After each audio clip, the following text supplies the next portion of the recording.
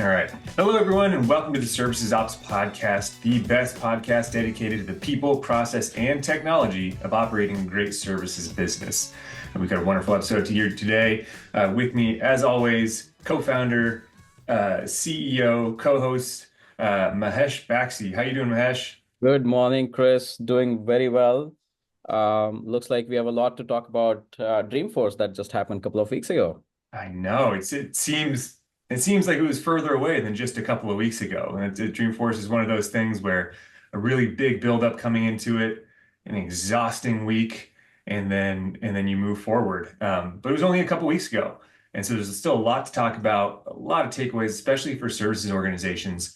And what we're going to do today is we're going to share sort of our reflections on the impact and some of the big announcements that came out of Dreamforce as it relates to services operations and some of our own personal ones. We were there on the floor for having conversations with all kinds of organizations for multiple days. So we have some interesting takeaways. So let's jump straight in. I think the biggest news, right, Mahesh? The biggest news is Agentforce, right? Agentforce is here. It was Agentforce. It was something, Salesforce tends to do this every year where you think one thing going into the show, then you walk into the floor and you see these really big signs about something you might never have heard of before. And this year was Agentforce. Yeah. You know, every year I go to Dreamforce and I think, what's next? Like, what new can they do, right? And Mhm. there's so much already done, and but I have to be honest, I think this year was probably one of the best executed messaging across the board, right? Mhm. It was a story, it was very impactful, very meaningful. The Agent Force, saying that how AI can actually help humans and empower humans and not take over what humans do, Mhm. was a master stroke, as you always expect from Mark Benioff, right? I mean, he's Yeah.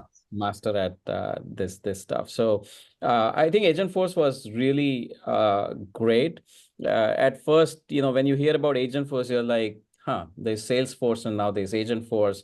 But as you dive deeper into it, I think what they've been able to achieve, um, combining the technologies of their advanced analytics, Einstein AI, OpenAI integration that I'm assuming has been done, and then ability to manipulate the LLMs inside the Salesforce environment and manipulate your kind of organized data that obviously sits on the Salesforce platform and unstructured data, and be able to combine both of those and drive productivity through a variety of different agent force. What do they call it? Agent force AI bots, right? I think it has been just amazing. It's pretty impressive. Yeah. And I think the difference this year compared to the last couple of years was the last couple of years was just AI, right? AI. And this year, Agentforce shows up and puts it all into a nice wrapper of understanding, right? There were lots of examples of how AI can interact with your customers, interact with your teams to make them more productive, and like true examples and true outcomes. So it wasn't just about having AI. The messaging of still you need trusted data, you need organized structured data. That was still there. That was still very important pillars. But this time it was about what does it look like? Right? It's not just about having AI anymore. It's about having these results and these results of engaging with the customer in a quick way, in an accurate way, focusing your team in the right places at the right time so that you can serve your customers better. Guardrails that you can put around the agents, the channels that you're gonna put the agents live in, so they're engaging with whomever they're engaging with. So it was definitely a different approach this year. It made more sense, right? AI now makes more sense, and I like that um, because the last couple of years has just been AI, and we've been saying this for a while, right? AI, and what is AI is AI. But what we've been saying is Yeah. what's the purpose, And right? now you can actually see it in action. But you know what's even more impressive in this time frame when they launched Agent Force? They actually launched it where the the businesses can build their own agents using a simple business-like language, Mhm. right? Sure. I mean, if you have more complicated or complex use cases, you do need some, help either from your IT or consulting firms or whatever. But at least simple use cases, you can start building your own AI agents, and that's the power of Salesforce. That has always been the power of Salesforce, which is high degree of configurability. Taking control in your hand is in the business's or IT's hand, and not be dependent on someone, right? So that's just been pretty impressive to see in action. Yeah, yeah, definitely. Now let's talk a little bit about what this means for services organizations. I think there are some services businesses that are going to want to jump in right away and start investigating and saying like, hey, I think I found applications for these. If you're a managed services and you have incoming IT tickets come from random customers all the time, you're going to want to think about what Agentforce means for you. Yeah, if you're custom projects and delivery, maybe you start thinking about how it makes your delivery teams more productive, how they're engaging with your Salesforce data in a different way. Maybe it's not as high a priority. What do you think? Yeah, I think when we talk about services organizations, there are different kinds of services organizations and different kinds of needs, right? One is, let's say, talk about fulfillment of your services. Now, with fulfillment of services is where kind of tickets gets generated and you have to respond to those tickets and stuff like that. Now, it's a wonderful place to really use Agentforce and automate that entire process as best as you can. I mean, before it actually touches the human, maybe you might be able to get through 60-70% of the conversation and the answers and all that stuff. And then the other 30%, 20%, you probably need humans to be involved, right? So that's a great use case. Talking about the front end part of the services, and services companies, which is, how does this help putting your proposals in front of a customer? How do you make sure that you are using all of these technologies to put a proposal in front of the customer in a meaningful way? Now, this is where, Chris, at Provus, we actually launched our advanced analytics and AI module, also known as Provus Intelligent Quoting module. And we have been able to kind of real time, as Salesforce was busy launching Agentforce, we were busy integrating all of that into our product as well, and some amazing use cases. Let me step back a little bit. The reason why Agentforce is so powerful and so exciting is it has power to combine structured and unstructured data through the LLMs that you can configure and customize for your own needs. And it's able to understand the combination of structured and unstructured data and able to answer and respond to you and take the appropriate action. Now, we have been toying around with the OpenAI ChatGPT for a while. ChatGPT is great in terms of understanding the language, understanding the content, understanding the unstructured data. But the moment you try to combine unstructured data with some structured data to, interact with the system, it's a random. You have to be lucky to get the right kind of results, right? But with Agentforce and Salesforce Einstein AI, now you actually have a power to combine. I'll give you an example. What we have done, with these technologies is now you are able to actually go in the system and say, hey, I want to create a proposal for Acme International for, implementation service, support service, and managed service. This command otherwise is probably a 15 different clicks, right? And be able to answer that. Now you are starting to, and system now understand what this means through the LLM models, and it's actually able to create a proposal for you. It's able to understand what that means. It's actually giving you a first baseline proposal with just that one command. Now you can start interacting and say, oh, I'm going to have five, from a scope perspective, I'm going to have 5 integrations. So can you please update that in the scope, right? So now you start to see the power of Agentforce and different application of Agentforce. This is where the productivity comes in, right? So the productivity is, instead of me going through and answering, now as a human, I'm just interacting with system as another human. Like, Chris, if I tell you that, hey, Chris, can you please create this proposal for me with these 3 services? That's what you as a human would understand and do a bunch of things. That is what system is able to do it now for you. But at the same time, you are able to now um, customize or configure your proposals just directly interacting with the system. That's one set of power with what Agentforce and the combination of technologies that they released can do. The second part of this, where Provus has been able to implement, is what we call kind of a nirvana of our AI strategy, which is our strategy is called D2P2 strategy, which is descriptive, diagnostics, predictive, and prescriptive, right? The part of prescription which comes in is for complex deals that our customers negotiate or put together. These are multi-year deals, multiple different services, very large work breakdown structures, different resources, different resource locations. Now, in this kind of situation, you have your guardrails. You talked about guardrails earlier. So I know that customer has $3 million budget. I know internally my CFO has given me a guardrail that I cannot go below 56% margin. I can do a lot of mathematical mumbo jumbo to get to that, but I do not know whether what I put together really is something that stands true in reality. In other words, did I create a delivery risk? Did I actually put resources that I should not? Am I using resource locations from places where I don't even have resources, right? You don't know any of that stuff. Now you're able to interact with the system and say, hey, can you please create a scenario for me with this guardrails? This is again the power of AI technologies comes in, and how Provus has been able to integrate these technologies with our quoting system. Is now you're able to put those guardrails and say, okay, give me a scenario.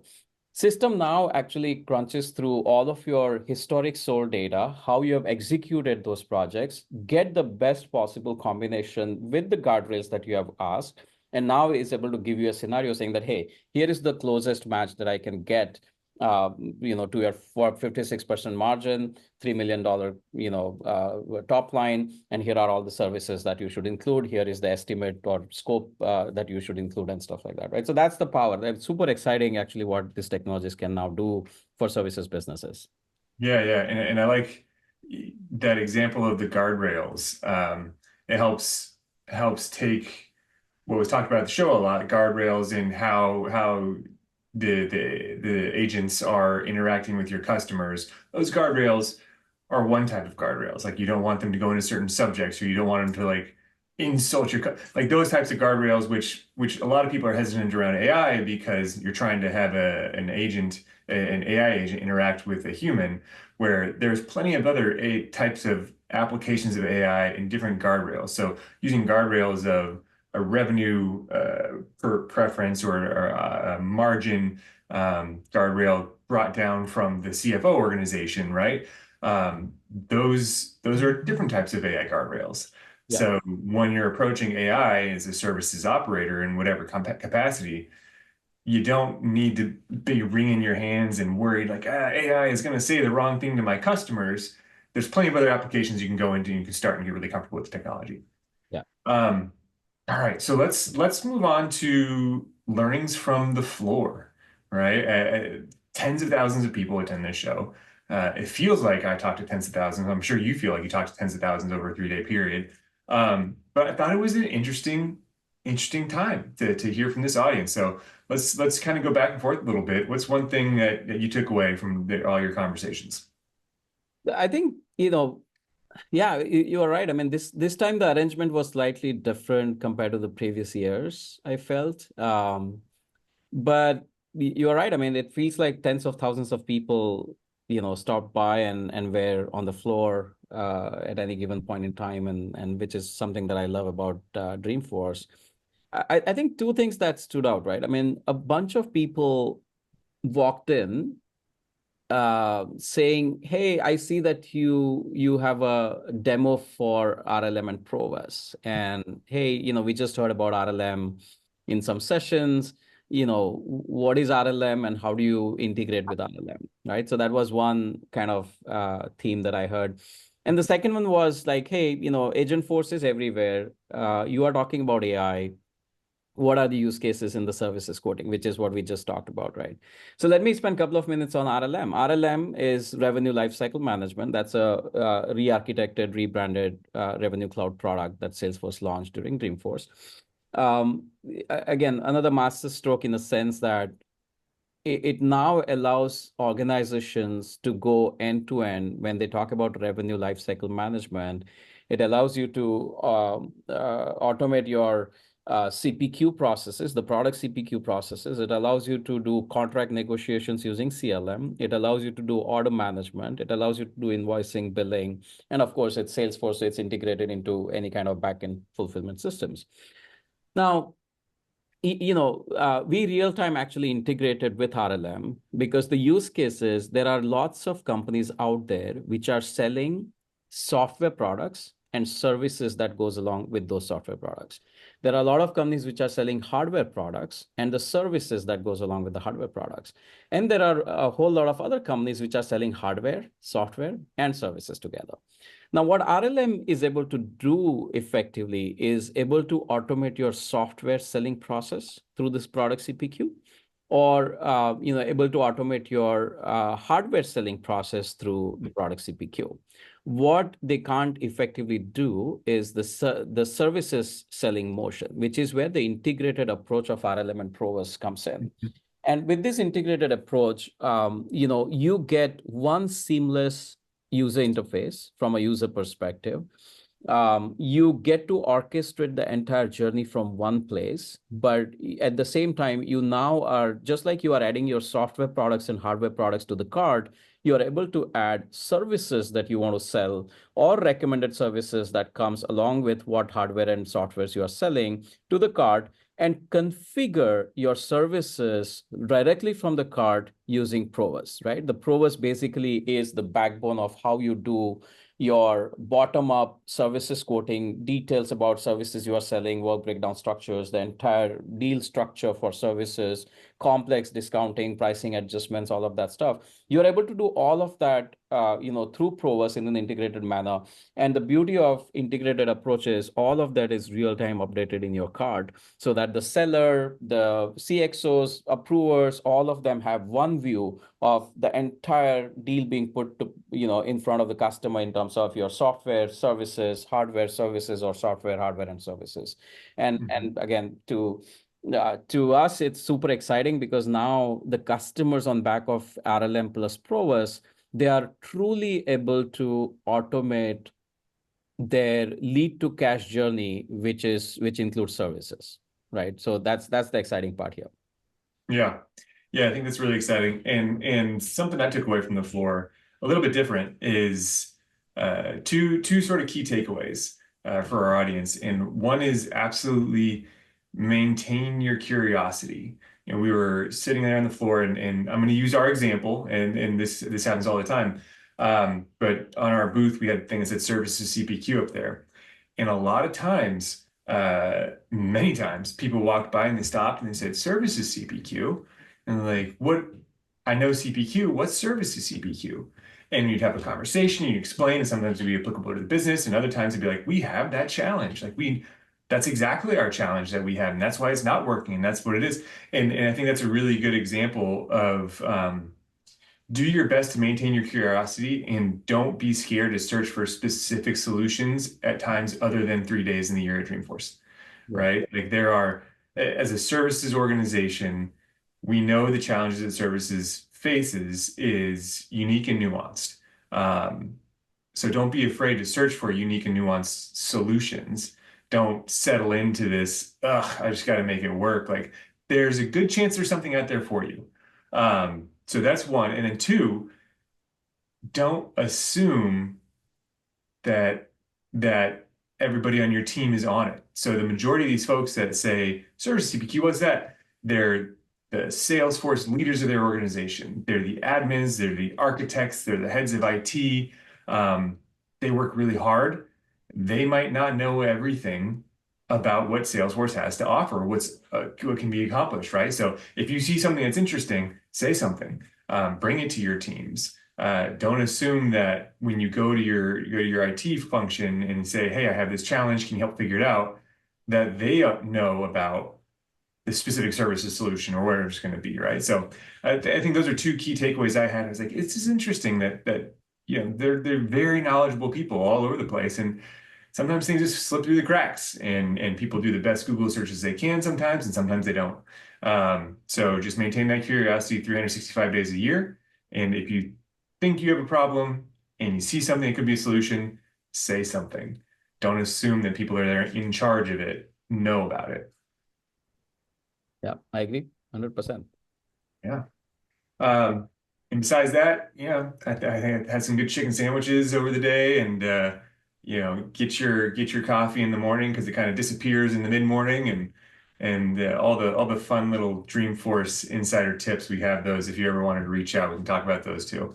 But the Salesforce team knows how tiring Dreamforce can get, Hmm. and they always make it super sweet for you. So this year they had Imagine Dragon, Pink, right? They were performing. Then they had John Mulaney, the Uh-huh. stand-up, Yeah, he was funny. and so every day they just put up these amazing shows that just kind of takes your tiredness away at the end of the day, which is Yeah. they do. Yeah, on the last day, I was tired. I needed to go catch a boat to get home. Everything was closed, and I walked up onto Folsom Street, and there was Benson Boone, who is like the guy right now. He's like one of the top pop stars in the world right now, and he's screaming in his high-pitched voice and singing a song right there on Folsom Street just for a couple thousand folks. I paused. I was like, oh, I can risk missing this ferry for a few minutes. Yeah, and Dreamforce gets it, right. So they keep you energized, they keep you going. Salesforce gets it. They come out with things like Agentforce and RLM. But it's still a big universe, and services faces a lot of different nuances and challenges, and Salesforce has lots of different nuances to it. So don't stop being curious and keep going for it, right? Absolutely. Looking forward to the next Dreamforce already. But if you are in the audience, if you are listening to this, and if you are doing any kind of offering any kind of services to your customers, I think give us a call, reach out to us. I'm pretty sure we can help you irrespective of the maturity of your processes where you are at. And if we can't, we know somebody that can, right? Like Yeah. every- that's the whole purpose of this, right? People, process, and technology. So, well, that's it for this episode, our Dreamforce recap. We look forward to our next one. Some special guests coming up in the future. And until that time, like and subscribe. Thank you for your time. Thank you for your viewership and listening. And go out and be a courageous services leader.